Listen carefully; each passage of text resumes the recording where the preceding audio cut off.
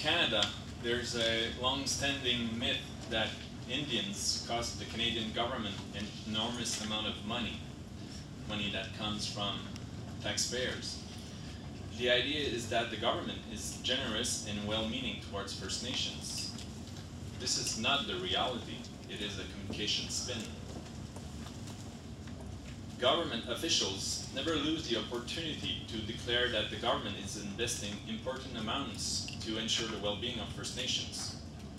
The ordinary citizen obviously does not know that these so-called generous money include the salaries and costs of a non-Aboriginal administration created for purposes of managing Indians.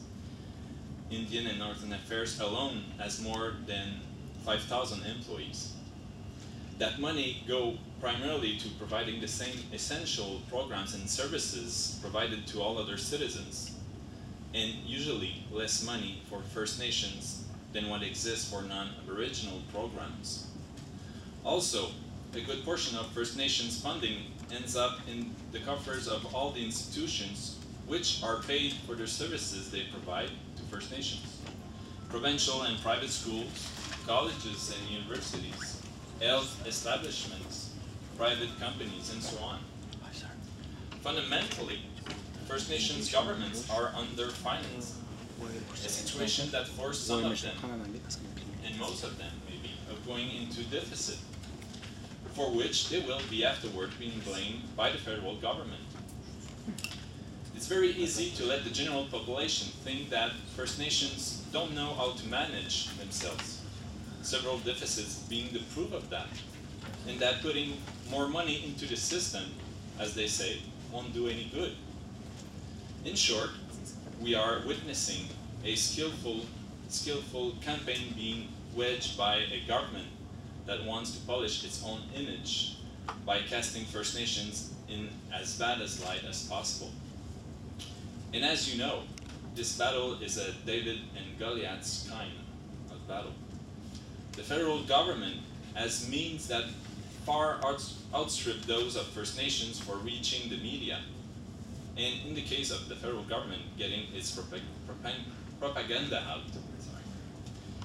To this, we must add the threats made by the new conservative government towards First Nations that might hold demonstrations to denounce the injustices they are suffering. Indeed, the current government is threatening to reduce the funding of First Nations organizations that want to hold demonstrations, public demonstrations, to denounce what they consider an attack against their most fundamental rights. Governments has always put an emphasis on communication and propaganda, but it seems that those communication strategies are being more and more sophisticated and, I would add, more twisted. An example of that is the use of the word integration that is now in the government's new speeches. The federal government, while claiming to recognize the First Nations' right to self-government, uses the concept of integration in a way that is obviously contradictory to the government's fiduciary obligations. But that's obvious to you and me, not to the general population. What frightens me the most is that the reappearance of word integration in the federal government's official discourse does create a limited, if not negative, reaction in the population.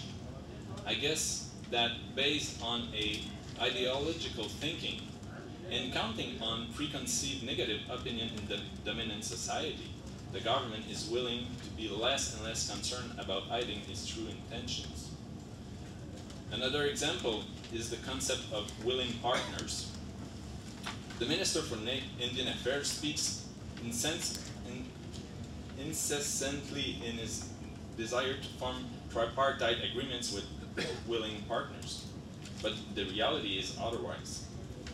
Can one truly speak of willing acceptance of tripartite partnership when funding and access to services is conditional upon such partnerships, or when forming such partnerships appears more and more to be the only viable option for First Nations to obtain adequate resources, allowing them to be competitive and effective in their activities?